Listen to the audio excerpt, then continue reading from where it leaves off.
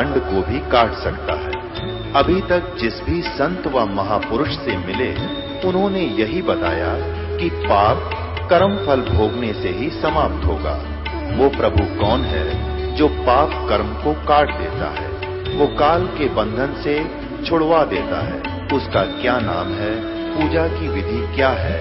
कृपया अवश्य सुनिए जगत गुरु तत्वदर्शी संत रामपाल जी महाराज के अमृत वचन। सतगुरुदेव की जय। सर्वसंग से प्रार्थना है, सत्संग प्रारंभ हो रहा है। कृपया सत्संग स्थल पर शांति पूर्वक विराजमान होकर के श्रद्धा से सत्संग सुने। परमेश्वर की प्यारी आत्माओं से पुनर्निवेदन है, सत्संग प्रारंभ हो रहा है। कृपया सत्संग स्थल पर शांति पूर्वक विराजमान होकर के श्रद्धा से सत्संग सुने। सतगुरुदेव की जय। बंदी छोड़ कबीर परमेश्वर जी की जय। बंदी छोड़ गरीबदास जी महाराज जी की जय। स्वामी राम देवानंद जी गुरु महाराज जी की जय हो।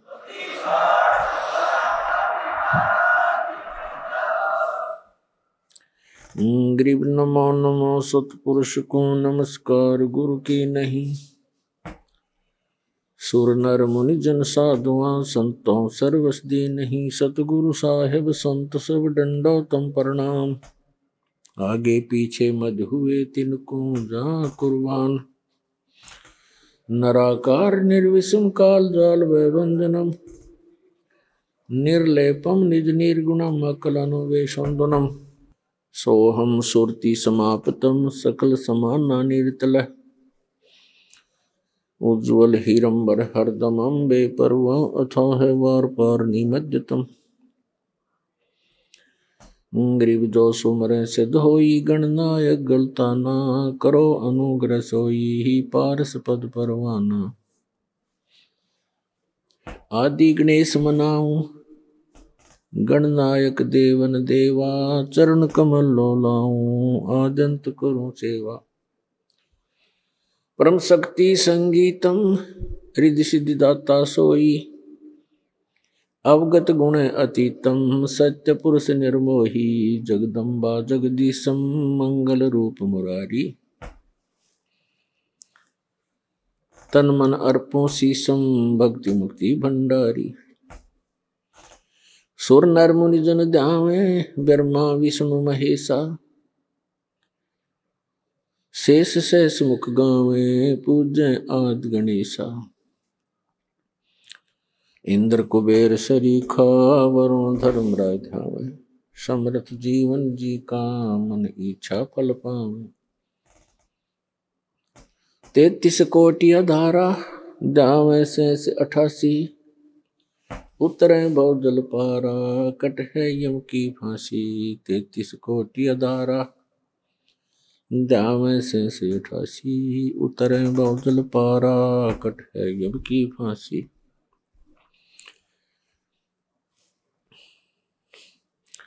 कर जोरूं विनती करूं धरूं चरण पर शीश। गुरु जी राम देवानंद जी महाराज ने दियो नाम बख्शीश। कोटि कोटि सिजदा करूं कोटि कोटि प्रणाम। चरण कमल में राखियो मैं बंदी जाम गुलाम। कुत्ता हूँ गुरुदेव का रामपाल दास का नाम। गले प्रेम की जेवड़ी जाखें चोव जाऊं मैं। तो करो तो बावड़ू दूर दूर करो तो जाऊं। जो राखो त्यों ही रहूं। जो देवो सो खाऊं।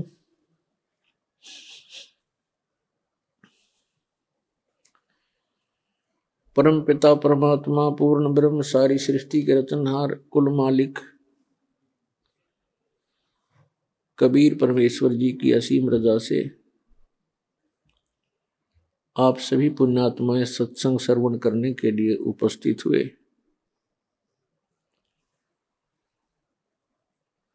धन भाग हैं आप और धन है आपके माता पिता जिनसे जन्म हुआ। ये इस मनुष्य जीवन का वो सबसे उत्तम समय है कि हम इस मनुष्य जीवन के लक्ष्य को पूरा कर सकते हैं। और पुण्यात्माओं, आज का जो समागम, ये 3 दिन का समागम था जो आज संपन्न होने जा रहा है,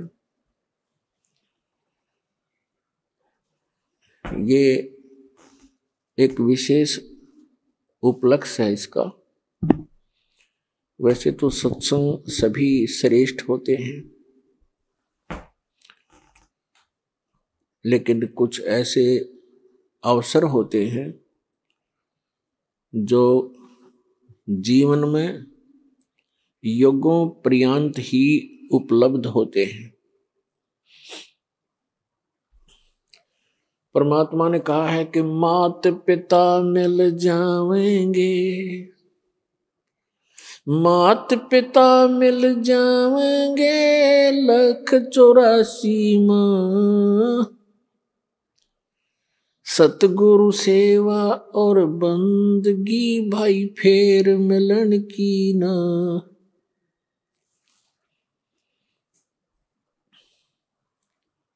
जिस भी वर्ण में, जिस भी योनि में हमारा जन्म होगा, पशु बनेंगे वहां माता पिता मिल जाएंगे, ऐसी ही ममता होगी। पक्षी बनेंगे वहां भी हमें माता पिता मिल जाएंगे। मानव शरीर प्राप्त होगा तो भी माता पिता मिल जाएंगे। लेकिन जिस मानव शरीर में परमात्मा मिल सकता है तो वो परमात्मा मानव शरीर में ही प्राप्त हो सकता है। उसके लिए बताया है कि अन्य प्राणियों के शरीरों में माता पिता तो आपको जौके तो मिल जाएंगे, लेकिन आपने तो भक्ति कर सकते और सतगुरु की सेवा नहीं मिल सकती। माता पिता मिल जाएंगे 184 माँ, 84 लाख प्रकार के ये अन्य प्राणियों के शरीर हैं।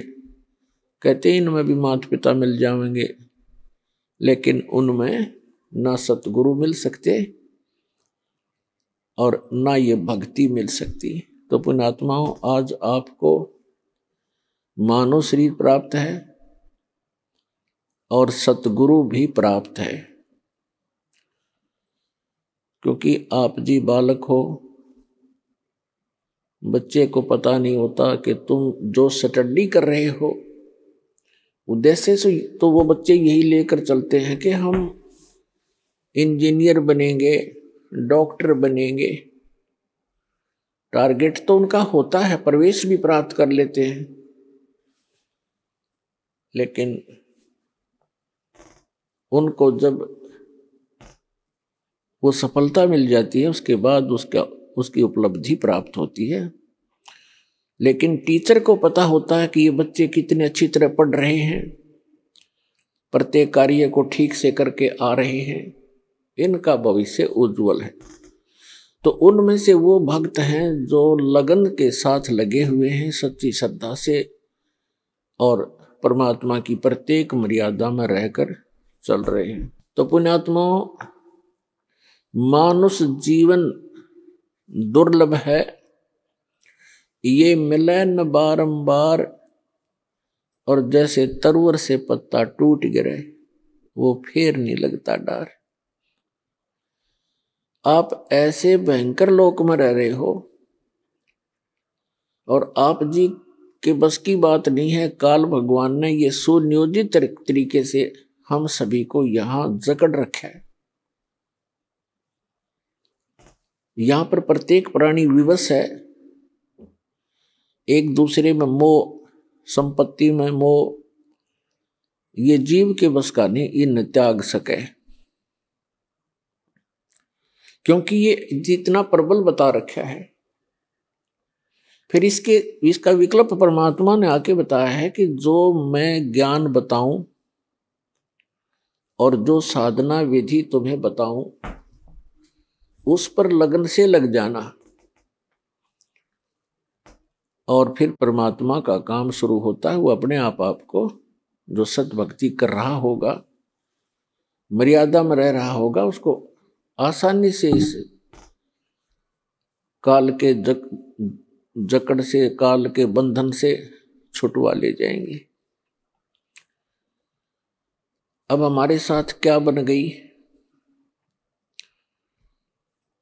जैसे अब देखो प्रत्येक प्राणी को ये ज्ञान हो गया है कि हम गलत स्थान पर हैं,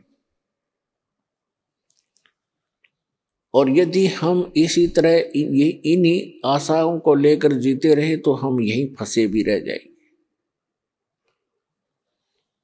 और हम इन बंधनों से छूटने की चेष्टा भी कर रहे हैं,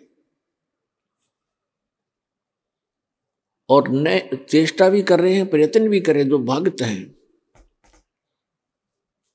और अभक्त हैं, जो भी हैं, परमात्मा के इस ज्ञान से परिचित हो जाते हैं। तो उनके साथ कैसे बनता है, कहते हैं जैसे ये बंदर पकड़ने वाले क्या करते हैं, इस काल भगवान ने हमारे साथ ऐसे कर रखा है। ये बंदर पकड़ने वाले क्या करते हैं, एक ऐसा मिट्टी का ऐसा एक बर्तन रखते हैं, स्टील का जैसा भी, जिसका ऊपर से मुंह बहुत तंग होता है, जैसे सुराही सी होती है, और उनको मिट्टी में गाड़ देता है, जमीन में, और उनके आसपास कुछ रोटी के टुकड़े या दाने, कनक बिखेर देता है, चने, और ऐसी छोटे छोटे कई गाड़ देता है वो पात्र, सुराही सी लोहे की, और उनके अंदर अच्छे गेहूं चने ज्यादा डाल देता है। अब बंदर आते हैं, उन बाहर के दानों को देखकर उनको खाने लगते हैं, फिर झांक कर देखते हैं, वो क्या देखते हैं कि उस सुराही के अंदर बहुत ज्यादा,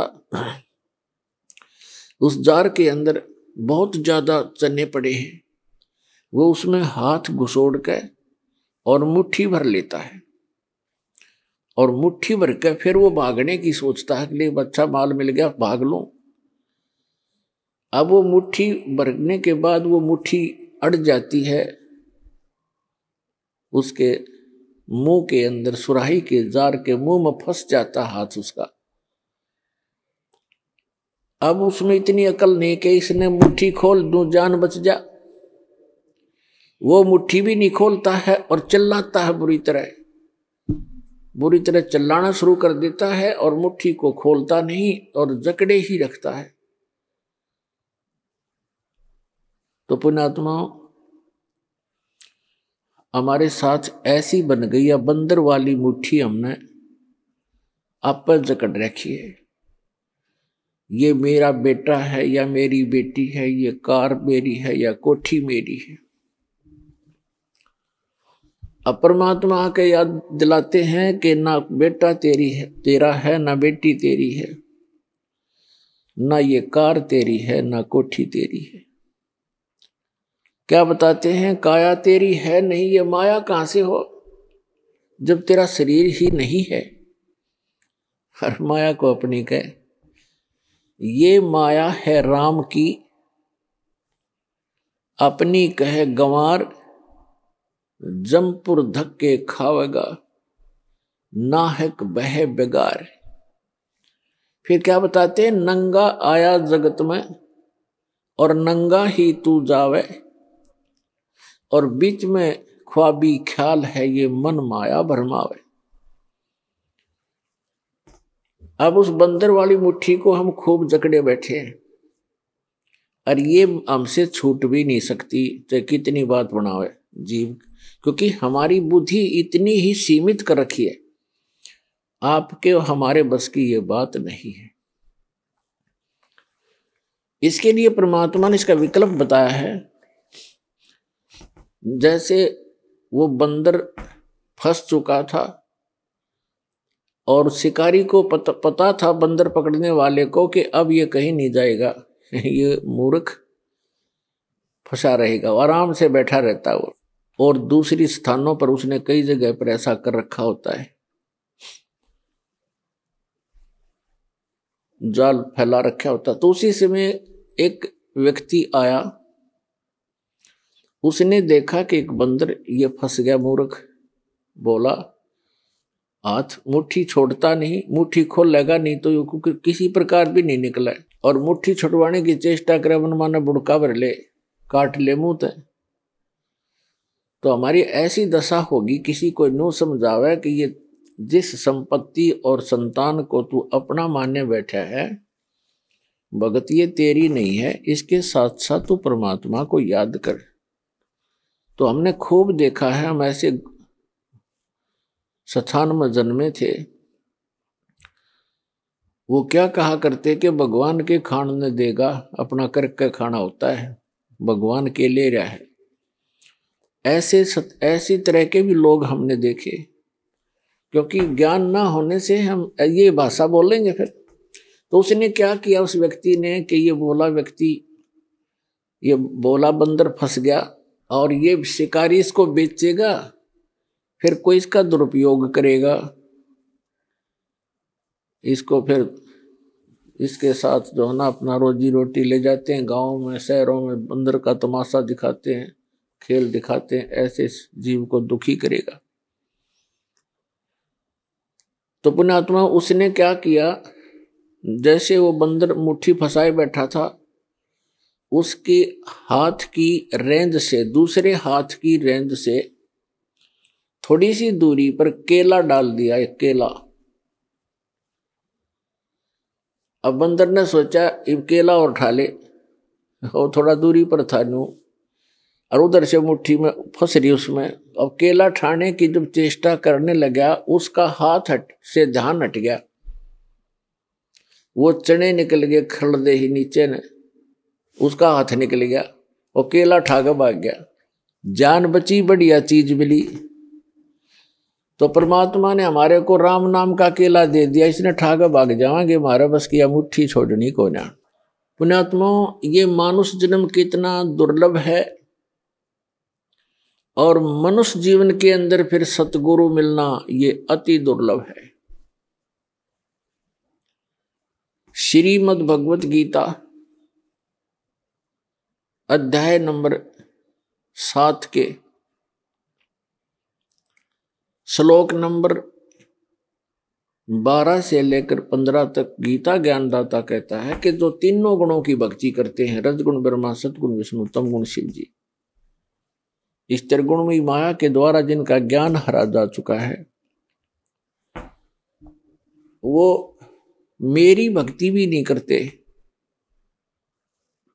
उनके बारे में कहा है कि राक्षस स्वभाव को धारण किए हुए मनुष्यों में नीच दूषित कर्म करने वाले मूर्ख मेरी साधना भी नहीं करते।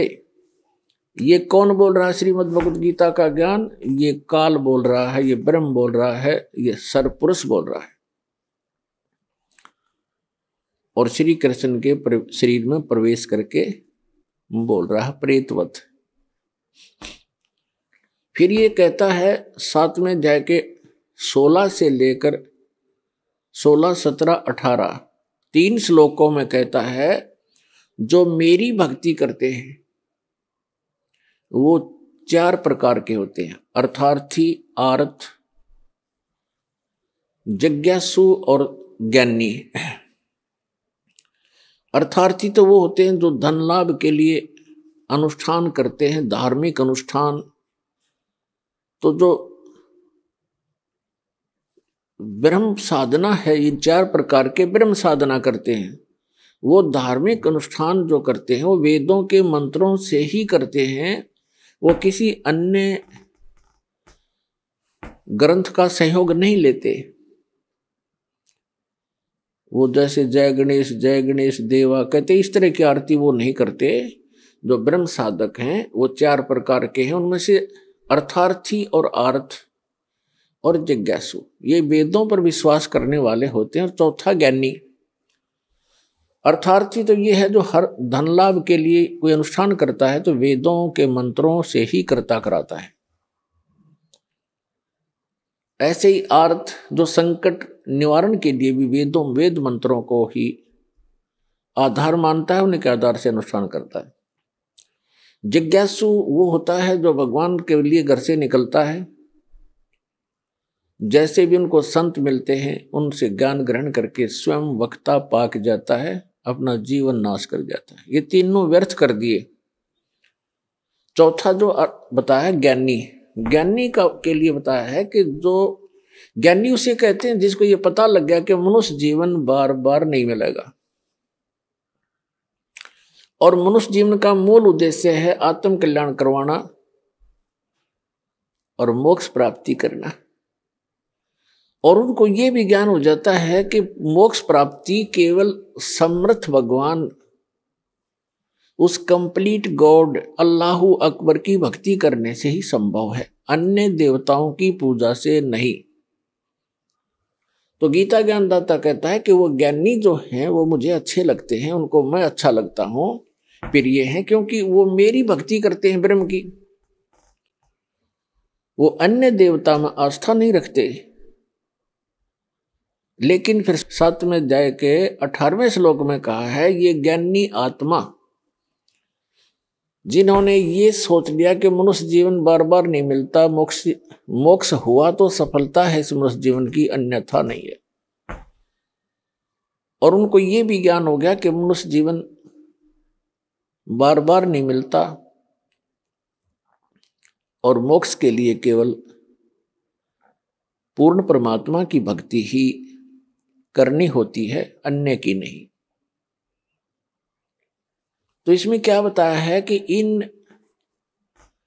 चौथी प्रकार के जो ज्ञानी हैं इनको चौथे अध्याय के 32 और 34 में वर्णित वो तत्वदर्शी संत ना मिलने से इन्होंने अपने आप वेदों का निष्कर्ष निकाल लिया। यजुर्वेद अध्याय नंबर 40 के मंत्र नंबर 15 में कहा है कि ओम कर्तु समर किलबे समर कर्तुम समर। ओम नाम का जाप काम करते करते सिमरण करो, विशेष कसक के साथ सिमरण करो और मनुष्य जीवन का मूल कर्तव्य जान के ओम का सिमरण करो। तो ये ओम नाम है ब्रह्म का और उन्होंने गलती से मान लिया उस पूर्ण ब्रह्म का, कंप्लीट गॉड का, परम अक्षर ब्रह्म का। अब कहते हैं गुरु बिन वेद पढ़े जो प्राणी, समझे न सार रहे अज्ञानी। सतगुरु बिन काहू न पाया ज्ञाना, जो थोथा बुस छड़े मूड किसाना। सतगुरु बिन काहू न पाया ज्ञाना और जो थोथा बुस छड़े मूड किसाना। गुरु बिन वेद पढ़े जो प्राणी, समझे न सार रहे अज्ञानी। अब ये जितने भी ऋषि महर्षि आज तक हुए हैं ये कंप्लीटली अज्ञानी थे, इनको तत्वदर्शी संत वो गुरु नहीं मिले। जो यजुर्वेद अध्याय नंबर 40 के मंत्र नंबर 10 में कहा है वेद ज्ञानदाता वही है जो गीता ज्ञानदाता ब्रह्म है, सरपुरुष है। उसमें लिखा हुआ है कि कुछ तो परमात्मा के विषय में कहते हैं वो संभवात माने जन्म लेकर आने वाला श्री राम, श्री कृष्ण या अन्य जो 8 या 24 अवतार बताए गए हैं, 9 या 10, 24 अवतार बताए गए उन्होंने, ऐसे आता है। और कुछ मानते हैं असंभवात वो जन्म नहीं लेता, उत्पन्न होता ही नहीं, अर्थात वो अजन्मा है, निराकार है, कुछ ऐसा बोलते हैं। उसके विषय में कहा है कि परमात्मा साकार है, निराकार है, या जन्म लेता है, नहीं लेता है, वो कैसा है, उसकी जानकारी तत्वदर्शी संत धीराणाम लिखा उसमें, धीराणाम, जिनका ज्ञान स्थिर हो, तत्वदर्शी संत बताते हैं, उनसे सुनो, उनसे सुनो। इनकी बुद्धि पर पत्थर पड़ गए कि वेद ज्ञानदाता तो कहता है कोई और है, तत्वदर्शी संत है जो इन वेदों से हटकर ज्ञान देगा। वो उनके समझ में आया नहीं। वेद ज्ञानदाता स्वयं कहता है यजुर्वेद अध्याय नंबर 40 के मंत्र नंबर 17 में कि वो परमात्मा तो गुप्त है, वो तो प्रोक्ष है, ऊपर रहता है, और मैं ब्रह्म हूं, मेरा ओम नाम है, और मैं खम ब्रह्म, अहम ओम खम ब्रह्म, मैं ब्रह्म, खम माने दिव्य आकाश रूपी ब्रह्मलोक में वहां रहता हूं, मेरा ओम नाम है। तो पुण्यात्मा, इसलिए परमेश्वर ने कहा अपने सूक्ष्म वेद में, भाई गुरु बिन काहू न पाया ज्ञाना, जो थोथा बुस छड़े मूड किसाना, गुरु बिन वेद पढ़े जो प्राणी, समझे न सार रहे अज्ञानी। तो ये सभी अज्ञानी थे आज तक के जितने ऋषि, महर्षि, मंडलेश्वर, केवल उन महापुरुषों को छोड़कर जिनको परमात्मा प्राप्त हुआ, और परमात्मा उनके प्रयत्न से प्राप्त नहीं हुआ, वो अपने विधान अनुसार स्वयं ही आता है। जैसे ऋग्वेद मंडल नंबर 9 सूक्त 86 के मंत्र 26 और 27 में, ऋग्वेद मंडल नंबर 9 सूक्त 82 मंत्र 1, 2, 3 में, ऋग्वेद मंडल नंबर 9 सूक्त 54 के मंत्र 3 में, ऋग्वेद मंडल नंबर 9 सूक्त 20 मंत्र 1 में, ऋग्वेद मंडल नंबर 9 सूक्त 96 मंत्र 16 से लेकर 20 में, ऋग्वेद मंडल नंबर 9 सूक्त 94 94 के मंत्र 1 में, ऋग्वेद मंडल नंबर 9 सूक्त 95 के मंत्र नंबर 2 में, ऋग्वेद मंडल नंबर 9 सूक्त 1 मंत्र 8 और 9 में, और भी अनेकों स्थानों पर परमात्मा की महिमा लिखी है कि वो कबीर देव परमात्मा, वो परम अक्षर ब्रह्म है, सर्व उत्पादक है, सब आत्माओं का सर्जन करने वाला भी वही है, और पूरे ब्रह्मांडों का, सभी ब्रह्मांडों का सर्जनहार वही है। और वो ऊपर के लोक में रहता है, ऊपर के लोकों में रहता है, सबसे ऊपर के लोक में रहता है, वहां से गति करके आता है, अच्छी आत्माओं को मिलता है, उनको उपदेश देता है, तत्व ज्ञान सुनाता है, और वो कवियों की तरह आचरण करता है, और अपने मुख कमल से ऊंचे स्वर में बोल बोल के ये तत्व ज्ञान की अमर वाणी लोकोक्तियों के माध्यम से, कविताओं के माध्यम से, शब्दावलियों के माध्यम से बोल बोल कर सुनाता है। वो कवियों की तरह आचरण करता है, और एक प्रसिद्ध कवि की भी उपाधि प्राप्त करता है। लोग कविताओं से बोलने के कारण, कविताओं के माध्यम से, दोहों शब्दावलियों के माध्यम से तत्व ज्ञान प्रचार करने के कारण वो एक कवि, प्रसिद्ध कवियों में से भी एक कवि कहलाता है, लेकिन वो होता है परमात्मा। तो पुण्यात्मा, इस विधान अनुसार वो परमात्मा अच्छी आत्माओं को मिले, उनको अपने से परिचित कराया, सचखंड लेकर गए सतलोक में, जहां भगवान रहता, जहां हम रहा करते थे, और फिर वहां से वापस छोड़ा। उन महापुरुषों ने फिर परमात्मा का आंखों देखा हाल बताया। उनमें से कौन कौन है वो पुण्य भागी? आदरणीय धर्मदास साहिब जी, आदरणीय मलुकदास साहिब जी, आदरणीय नानक साहिब जी जो सिख धर्म के प्रवर्तक हैं, आदरणीय दादू साहिब जी, आदरणीय गरीबदास साहिब जी गांव छुड़ानी जिला झज्जर हरियाणा वाले, आदरणीय घीसा दास जी गांव खेखड़ा जिला मेरठ उत्तर प्रदेश वाले, और आदरणीय रामानंद जी काशी वाले। इन महापुरुषों के बारे में दास को जानकारी है और भी बहुत से महापुरुषों को परमात्मा मिले। इन्होंने परमात्मा को जाना और फिर उनका परमात्मा कबीर है, काशी में आए थे धानक रूप जुलाहे रूप में, वही मालिक है। इस नाम ये एफिडेविट दिए उन्होंने अपनी अमृतवाणी में।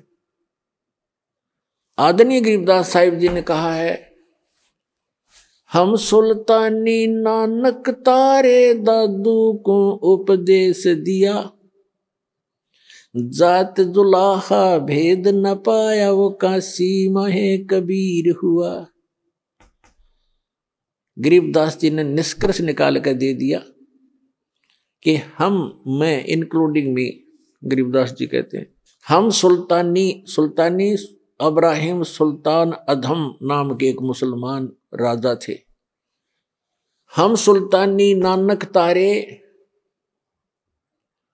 और दादू को उपदेश दिया, वो जात जुलाहा भेद नहीं पाया, काशी माए कबीर हुआ।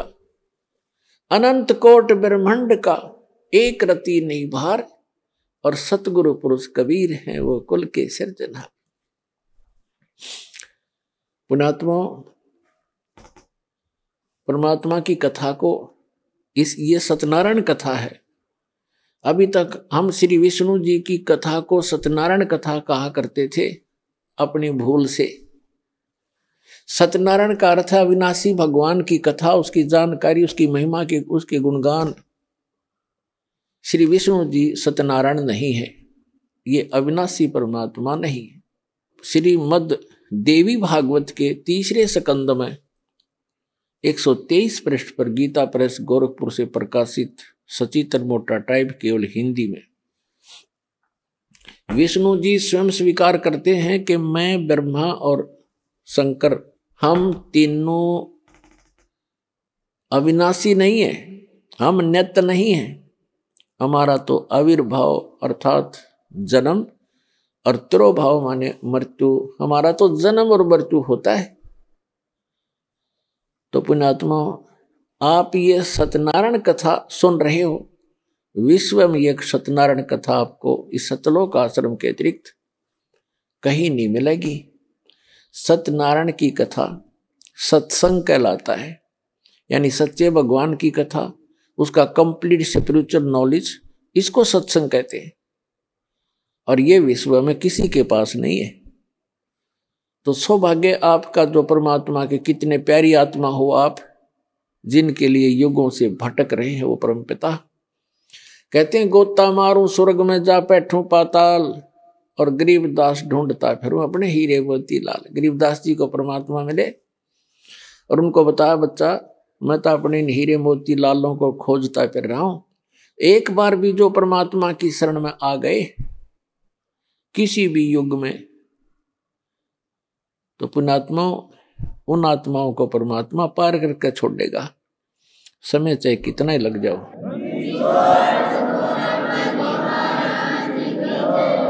जो जन मेरी शरण है ताका हूं मैं दास, और गेल गेल लाग्या फिरूं जब तक धरती आकाश। कहते एक बार जो मेरी शरण में आ गया और मेरे परम संत से नाम लेकर के भक्ति प्रारंभ कर दी, फिर वो चाहे विचलित भी हो गया,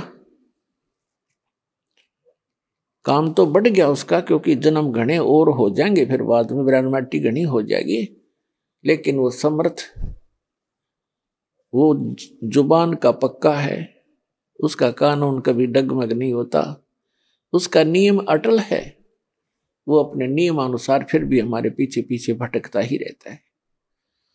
तो यहां जो दास आज आपको बताना चाह रहा है कि मनुष्य जीवन इतना कीमती है। जो प्रसंग चल रहा था कि ये ज्ञानी आत्मा हैं तो नेक उद्धार हैं। गीता अध्याय नंबर 7 के श्लोक नंबर 18 में कहा, ये ज्ञानी आत्मा सभी की सभी उद्धार हैं, लेकिन ये इनको तत्वदर्शी संत न मिलने से ये मेरे वाली अनुत्तम अश्रेष्ठ गति में ही स्थित रहे। और इन अज्ञानी अनुवादकर्ताओं ने, श्रीमद् भगवद गीता के अनुवादकर्ताओं ने अनुत्तम का अर्थ कर दिया अति उत्तम, सर्वश्रेष्ठ। अरे तेरा गजब है। बैड, अंग्रेजी के अंदर एक बैड शब्द है, बैड, और कहीं भी लिखा हो, छोटा सा बालक भी बता देगा बैड माने बुरा, खराब, अश्रेष्ठ। और बैड का अर्थ कोई गुड कर देता, वेरी गुड कर देता है, तो वो महामूर्ख व्यक्ति है। बैड शब्द कहीं पर भी लगा हो, उसका अर्थ बैड ही होगा, बुरा ही होगा। तो पुण्यात्मा, सौभाग्य आपका, दास को यह बुद्धि दी उस परम पिता कबीर भगवान ने, और आपको ये तत्व ज्ञान प्राप्त हुआ। प्रसंग चल रहा है कि वो क्या बताना चाहता है गीता ज्ञानदाता, कि ये ज्ञानी चार प्रकार के व्यक्ति मेरी भक्ति करते हैं। 3 तो रिजेक्ट कर दिए, जैसे अर्थार्थी, अर्थ जिज्ञासु और ज्ञानी को उत्तम मानना उसने, कि वो अच्छा है, मुझे प्रिय है, मैं उसको प्रिय हूं। लेकिन वो भी मेरे वाली यानी ब्रह्म तक की साधना, इससे मिलने वाली अनुत्तम गति, अश्रेष्ठ स्थिति में ही स्थित है। अनुत्तम क्यों कहा इसने? अपनी गति को भी अनुत्तम क्यों कहा? गीता अध्याय नंबर 4 के श्लोक नंबर 5 और 9 में, गीता अध्याय नंबर 2 के श्लोक नंबर 12 में, गीता अध्याय नंबर 10 के श्लोक नंबर 2 में। ये गीता ज्ञानदाता स्वयं कहता है, अर्जुन तेरे और मेरे बहुत जन्म हो लिए, तू नहीं जानता, मैं जानता हूं।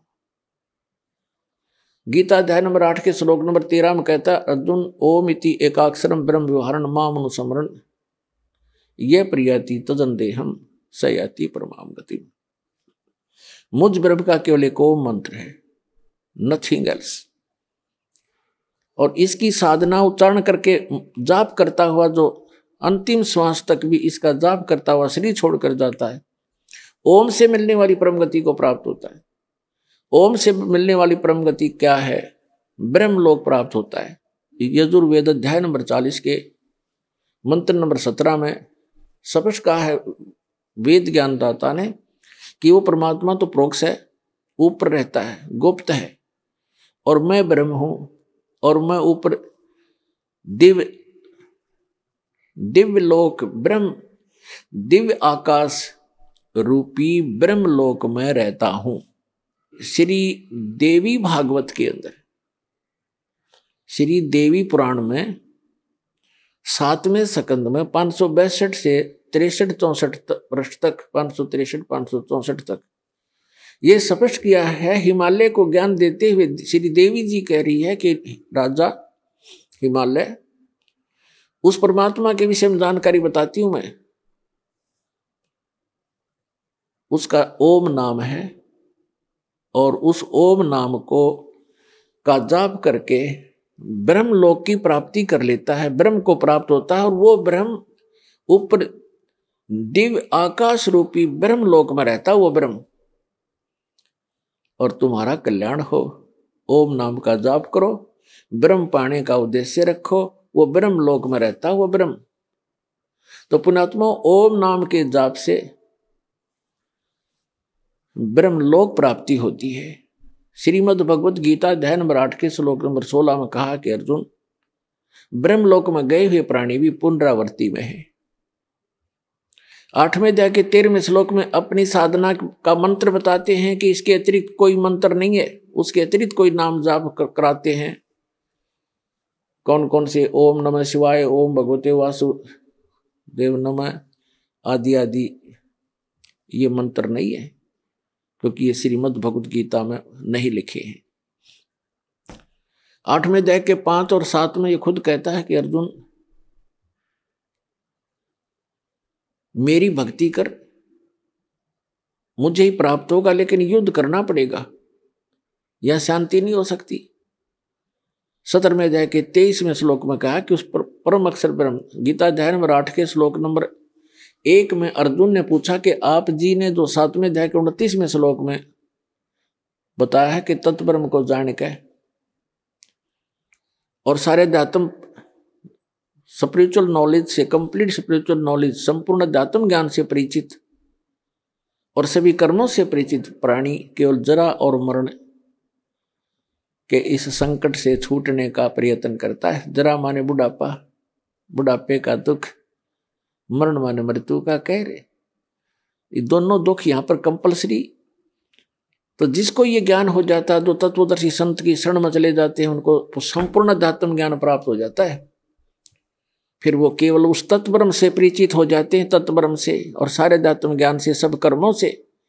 जैसे कोई किसी से कोई धोखा करेगा तो उसका फल भोगना पड़ेगा, चोरी करेगा तो वो देना पड़ेगा, उसके गधा बनकर देना पड़ेगा। तो ये कर्मों से परिचित हो जाने के उपरांत प्राणी गलती नहीं करेगा, भूखा रह सकता है। तो फिर क्या बताया है कि अर्जुन ने पूछा 8वें अध्याय के प्रथम मंत्र में वे किम तत्ब्रह्म, वो तत्ब्रह्म क्या है। 8वें अध्याय के 3 श्लोक में गीता जी में गीता ज्ञानदाता कहता वो परम अक्षर ब्रह्म है, यानी गीता ज्ञानदाता से अन्य है। श्रीमद् भगवत गीता अध्याय नंबर 1 से लेकर 4 और 16 और 17 में परमात्मा की परिभाषा कोड वर्डों में बहुत कुछ डिफाइन है, वर्णित है। उल्टा लटका हुआ संसार रूपी वृक्ष है, ऊपर को जड़ तो पूर्ण परमात्मा है, उसका तना अक्षर पुरुष है, उसमें से एक मोटी डार निकलती है, वो सरपुरुष जानो, और उसकी 3 शाखा है, वो रजगुण ब्रह्मा, सतगुण विष्णु, तमगुण शिव जी और पात रूप संसार। ये परमात्मा ने आके बताया कि अक्षर पुरुष एक पेड़ है, सरपुरुष वा की डार और तीनों देवा शाखा है, ये पात रूप संसार। 15वें अध्याय के 4 श्लोक में कहा है कि तत्वदर्शी संत की प्राप्ति के उपरांत 15वें अध्याय के प्रथम मंत्र में तत्वदर्शी संत की पहचान भी बता दी है कि जो संत इस उल्टे लटके हुए संसार रूपी वृक्ष के सभी विभाग बता देगा, तना कौन भगवान है, तो उसकी डार कौन है, शाखा कौन है, पत्ते क्या है, स वेदविद, वो वेद के तात्पर्य को जानने वाला तत्वदर्शी संत है। 15वें अध्याय के 3 श्लोक में कहा कि उसके पश्चात उस तत्वदर्शी संत की प्राप्ति के उपरांत इस अज्ञान रूप गुत्थी को उस तत्व ज्ञान रूपी शस्त्र से काट के, उसके पश्चात 15वें अध्याय के 4 श्लोक में कहा कि उसके पश्चात परमेश्वर के उस परम पद की खोज करनी चाहिए, जहां जाने के बाद साधक फिर लौटकर कभी संसार में नहीं आता। और जिस परमेश्वर ने सब ब्रह्मांडों की रचना की है, केवल उसी की भक्ति करनी चाहिए। गीता ज्ञानदाता स्वयं दृढ़ कर रहा है कि और किसी की भक्ति नहीं करना, मेरी भी मत करना। उसकी पाने का मंत्र बता 17वें अध्याय के 23वें श्लोक गीता जी में, ओम तत्सत इति निर्देश है ब्रह्मण त्रिवेद समर्थ ब्राह्मणा तेन वेदा च यगा च विहिता पुरा,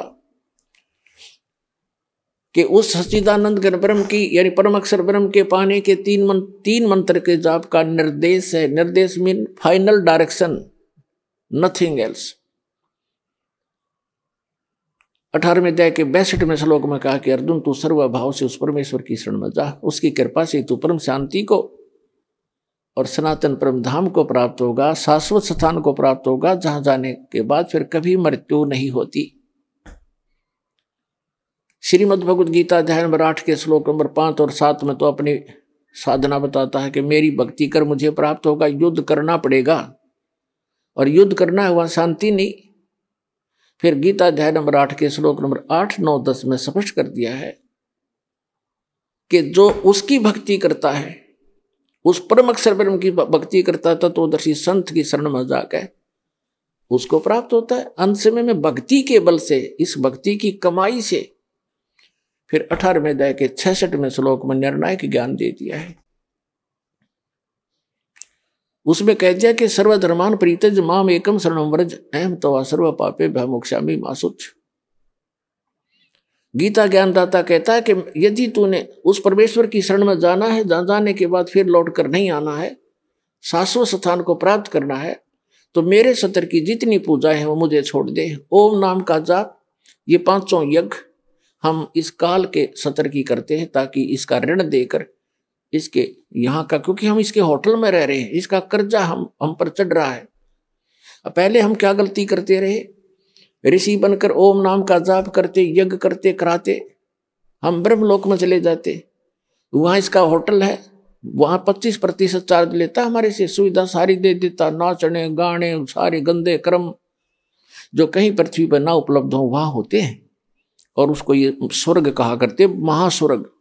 हम अपनी पूंजी को वहां नाश करके और फिर पाप भी भोगते, और फिर 83 लाख योनियों भोगते, और यही धक्के खाते रहे।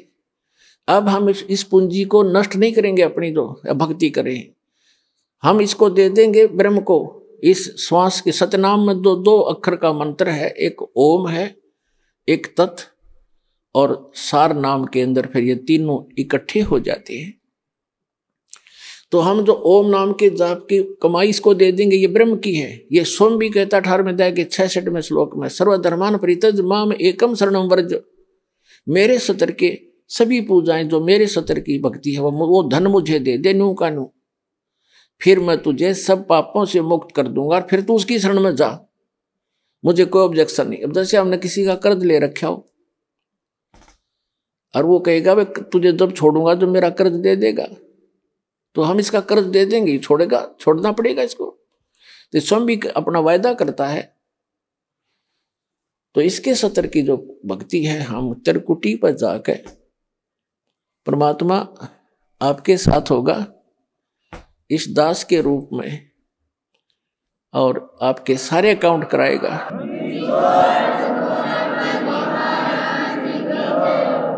और वहां पर आपके एडवोकेट का काम करेगा परमात्मा इस दास के रूप में। और ये सारे मंत्र बोल बोल सुनाओगा वहां जाकर धर्मराज के दरबार में कि लो जी, आपके विधान में है सर्वधर्मान परित्यज माम एकम शरणम व्रज, उसके सतर की ये पूंजी पकड़ो। फिर वो बोलते नहीं, उनको वो विवश होकर के वह पूंजी जमा करनी पड़ती है, क्योंकि लीगल एडवाइजर साथ होता है, वो होता है भगवान खुद ही, और उनको मालूम हो जाता है। तो इस प्रकार पुण्यात्माओं, किसी भी ऑफिस में आप जाते हो और आपका एडवोकेट साथ हो, तो वो आधे वैसे डिप्रेस हो जाते हैं कि जानकार आदमी है, बको अटपट करोगे तो तुम्हारी फिर बात बिगड़ जाएगी। तो इसलिए गुरु की आवश्यकता आपको अंतिम श्वास तक पड़ेगी। और गुरु पूरा हो, पूरा गुरु हो, उस परमात्मा से परिचित हो, उसका कृपा पात्र हो, तो वो दास है इस पृथ्वी पर आज के दिन। और ये अपना डगमग ना होना। तो प्रसंग चल रहा था, वहीं आते हैं फिर 8वें अध्याय के 8, 9, 10 में कहा कि उस भक्ति के बल से तू उस परमात्मा की शरण में, जो उसकी भक्ति करता उसके पास चला जाएगा। और 8वें अध्याय के 5 और 7 में कहा कि मेरी भक्ति करेगा तो मुझे प्राप्त होगा, इसमें कोई शंका नहीं। अपने आत्मा जो प्रसंग चल रहा था, हम फिर आते हैं 7वें अध्याय के 18वें श्लोक में गीता जी में। इसमें इसने बताया कि मेरी साधना जो करते हैं वो भी अनुत्तम घटिया गति में सचित हैं। कैसे हैं? जैसे एक चुनक नाम के ऋषि थे, वो ज्ञानी आत्मा थे, घर त्याग दिया, बाल बच्चे त्याग दिए, और जंगल वेदों को पढ़ा, यही मार खा गए, इनको गुरु नहीं मिले। और परमात्मा आए, जैसे कबीर परमात्मा थे, और सिंपल भाषा बोला करते, और ये संस्कृत के ज्ञाता थे, मात्राओं मोड़ जेरे कि कबीर साहब ने तो शुद्ध उच्चारण भी नहीं आता, कबीर साहब संस्कृत नहीं जानते। रस भाषा का काम तो अपने विचारों को दूसरे तक पहुंचाने का है, चाहे वो मात्रा गलत भी हो और चाहे उच्चारण गलत भी हो। समझ जाता है आदमी, जब बुद्धिमान होगा संकेत समझ लेते। उसके उनके पास पावर थी। जैसे एक हरियाणा के मुख्यमंत्री अंगूठा छाप थे, और वो किसी गांव में गए, गांव वाले कहने लगे कि मुख्यमंत्री जी, हमारे यहाँ सड़क नहीं है, हमारे गांव में ये डिग्गी पानी का वाटर सप्लाई बिना कहनी आओ थी, उन्होंने डिग्गी को नहीं पानी की। तो वहाँ सारे के सारे विभाग खड़े थे, चीफ इंजीनियर तक, डीसी और कमिश्नर तक।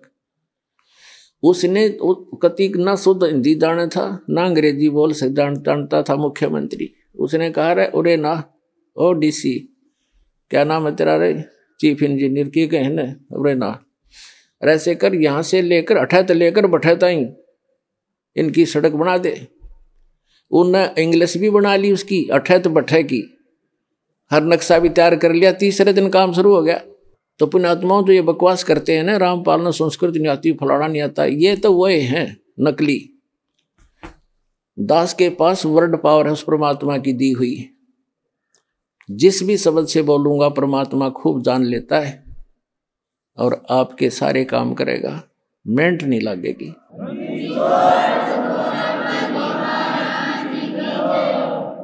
तो कहने का भाव दास का जो है वो इस, तो इनके वो चणुक नाम का एक ऋषि था, उसका यह बात समझ में ना आई, क्योंकि उनको गुरु नहीं मिला। और गुरु मिले, कहते चारों युग में मेरे संत पुकारे और को के कहा हम हेल रे, हीरे माणिक मोती बरसे ये जग चुगता ढेल रे।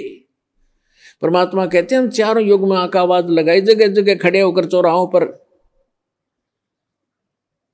और कहते हैं अब हम तत्व ज्ञान रूपी और सत भक्ति सतमंत्र रूपी लालों की वर्षा कर रहे हैं। लेकिन ये भोली आत्मा लालों को ठोकर मार के और कौड़ी इकट्ठी करने में, कंकर पत्थर इकट्ठे करने में लगे हुए हैं, जो इनको कोई मूल्य नहीं देंगे। कहते हैं पर भी लेन जात है दुनिया, हमरा ज्ञान किने ना सुनिया। ये जाते हैं वो तालाब में नहाने के लिए, पर भी लेने के लिए है। और वहां उस हमने देखे, ये एक जींद के पास में पिंडारा गांव है, पिंडारा, और उसमें एक जोड़ है तालाब, और उसमें नहाने जाते हैं कल्याण के लिए, उसको पिंडारा तीर्थ कहते हैं। वहां देखा हमने ऐसा जल उसका गर्मियों में, उसमें गधा भी ना बढ़े। अरे ये श्रद्धालु उसमें लौटे, थोड़ा सा पानी लेके न्यू करें, वो पानी घना था नहीं, सारे नु ला के कल्याण हो जाएगा, क्योंकि मोक्ष के लिए भटक रही है आत्मा। तो परमात्मा कहते हैं पर भी लेन जात है दुनिया, हमरा ज्ञान किन्हें ना सुनिया। तो परमात्मा आके बताया करते, तो वो इनके गले उतरा नहीं। मनु जी का, वशिष्ठ जी का, इनका जो ऋषि पाक रहे थे, संस्कृत भाषा शुद्ध जाने थे, और वो भगवान आने बताने आए थे। चारों युग में आए मालिक। कहते हैं सतयुग में सत सुकृत कह टेरा, त्रेता नाम मुनिंदर मेरा, द्वापर में करुणा में कलाया, और कलयुग नाम कबीर धराया। चारों युग में हम आए। सतयुग में सत सुकृत नाम था परम पिता का, त्रेता में मुनिंदर ऋषि नाम से आए और समझाने की चेष्टा की, लेकिन इन संस्कृत के ज्ञाताओं ने मात्राओं में उलझे हुए हैं। इन अज्ञानियों ने उस लाल को पहचाना नहीं।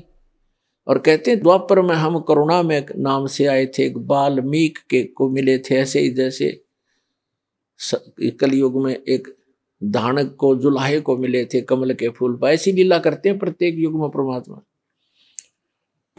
और कलयुग में कबीर नाम से आए थे। तो ये क्या बताते हैं परमात्मा कि हम चारों युग में आते हैं, और ये मात्रा की व्याकरण की भक्ति करने वाले ये भगवान को पहचान नहीं पाते। तो क्या बताते हैं, परमात्मा ने बताया है कि हम चारों युगों में आते हैं लेकिन ये पहचान नहीं पाते। तो उस चुनक ऋषि ने अपने आप निष्कर्ष जैसा भी सुना था ब्रह्मा से या किसी अन्य ऋषि गुरु से, ये फाइनल मान लिया कि ओम नाम है पूर्ण ब्रह्म का, कंप्लीट गॉड का। और उसके साथ साथ एक समय जब ब्रह्मा जी कमल के फूल पर इस काल ने धोखे से बैठा दिए, उससे पहले का उसका जीवन ब्रह्मा जी को कुछ नहीं मालूम है, कैसे जन्म हुआ, कहां से आ गया। कमल के फूल के ऊपर वो बैठा पाया, तब उसने सोचा सब पानी ही जल है, अब यहां मैं कैसे उत्पन्न हो गया। तो आकाशवाणी कर दी इस काल भगवान सरपुरुष ने, इनके पिता ने, क्या कहा कि तप करो तप करो। 1000 वर्ष तक ब्रह्मा जी ने तप किया, फिर कहा सृष्टि करो। अब उनकी बैटरी चार्ज कर दी सिद्धियों से, तब से सिद्धियां आती हैं। और सिद्धियों से यहाँ के जंतर मंत्र इसी को इन्हीं खिलौनों से खेल कर प्रसन्न है। उसमें सिद्धियां आ गई तप करने से, और उसको फिर ये ब्रह्मा की पदवी दे दी, जिसके अंदर ऐसा गुण भर रखा था। इन सिद्धियों से और स्पीड से घूमते चलते हैं वो गुण की रेज। ऐसी टेक्निक है इसकी, आध्यात्मिक टेक्निक। तो कहने का भाव ये है कि ब्रह्मा जी ने गलती से उस आकाशवाणी को भी पूर्ण परमात्मा का आदेश मान लिया, और वही सभी ढंढोरा पीट दिया अपने वंशजों को, इन ब्राह्मणों को या ऋषियों को। तो फिर क्या हुआ कि पूरे के पूरे ऋषियों में एक ये लोक वेद बन गया कि भगवान की आकाशवाणी है तप करो। और वेदों में कहीं तप नहीं लिखा, ना गीता में। जो तप करते हैं उनको तो दुष्ट लिखा है 17वें अध्याय के 5 और 6, 7 मंत्र में गीता जी में, कि जो शास्त्र विधि को त्याग कर जो मनमाना घोर तप को तपते हैं, वो दुष्ट लोग मुझे भी दुखी करते हैं, और जितने भी कमलों के अंदर बैठे हुए जो देव हैं उनको भी दुख देने वाले होते हैं, उनको राक्षस समझना। लेकिन ये अबू जी इनका काम करी नहीं, इन्होंने तप वहां से ले लिया। ओम नाम का जाप यजुर्वेद अध्याय नंबर 40 के मंत्र नंबर 15 से सेलेक्ट कर लिया। कहीं की ईंट और कहीं का रोड़ा। अब टुणक ऋषि ने साधना शुरू की, जैसे ये करते ही रहे हैं। और गीता अध्याय नंबर 11 के श्लोक नंबर 32 में ये कहता, अर्जुन मैं काल हूं और सबको नष्ट करने के लिए प्रवृत्त हुआ हूं। 11वें अध्याय के 47-48 में इसने कहा कि अर्जुन ये मेरा वास्तविक रूप है, मैं ऐसा हूं, ये है मेरा स्वरूप, और इसके दर्शन तेरे अतिरिक्त पहले किसी ने नहीं किए, ना आगे कोई कर सकता, और ना कोई जप से, ना तप से, ना वेदों वर्णित विधि से, ना कोई किसी यज्ञ से मेरे दर्शन, इस रूप के दर्शन नहीं कर सकता, अर्थात ब्रह्म प्राप्ति नहीं हो सकती। और इन्होंने ओम नाम का जाप जपया, वो इस ब्रह्म का सरपुरुष का ही है। 8वें अध्याय के 13वें श्लोक में गीता जी में स्वयं कहता है, ओम इति एकाक्षरम ब्रह्म विहरण माम अनुस्मरण ये प्रयाति तदंदेहं स याति परमाम गतिम। तो इन्होंने इस ओम नाम का जाप किया, और ये 11वें अध्याय के 47-48 में इनका कल काम करी नहीं। गीता जी में यो कहता, मेरी प्राप्ति, मेरे इस रूप का दर्शन, अर्थात मेरी प्राप्ति, ब्रह्म प्राप्ति, ना वेदों वर्णित विधि से, न जप से, न तप से, न किसी यज्ञ से किसी प्रकार भी नहीं हो सकती। तो जिस कारण से इन्होंने हठ योग भी किए, ओम नाम के जाप भी किए, समाधिस्थ भी हुए। तो ये कैसा करता है, ये जैसे कोई भी साधक साधना करने लगा, उनको मिसगाइड करने के लिए किसी को तो शंकर भगवान के रूप में दर्शन दे दिए, अपने पुत्र के रूप में। तो उस ऋषि ने मान लिया कि ये जो शंकर भगवान है ये काल का पुत्र है, तमोगुण, ये ताम इनके पास रहता है ऋषियों के। तो उन्होंने मान लिया ये है भाई परमात्मा। मैंने समाधि ला कर खूब देख लिया, समाधि दशा में मुझे इसके दर्शन हुए। और वो देखा था काल, उसने कस प्रतिज्ञा कर रखी है कि मैं अपने वास्तविक रूप में कभी किसी को दर्शन नहीं दूंगा। गीता अध्याय नंबर 7 के श्लोक नंबर 24-25 में स्पष्ट कर रहा है कि ये मूर्ख जन समुदाय मुझ अव्यक्ति को, अव्यक्तम को व्यक्तिम आपनम मनन्ते अबुधा। मैं अव्यक्त रहता हूं, अपनी योग माया से छुपा रहता हूं, कभी किसी के समक्ष नहीं आता। ये मेरा अटल घटिया नियम है, अविनाशी नियम है। और ये मूर्ख मुझे कृष्ण मान रहे होंगे व्यक्ति।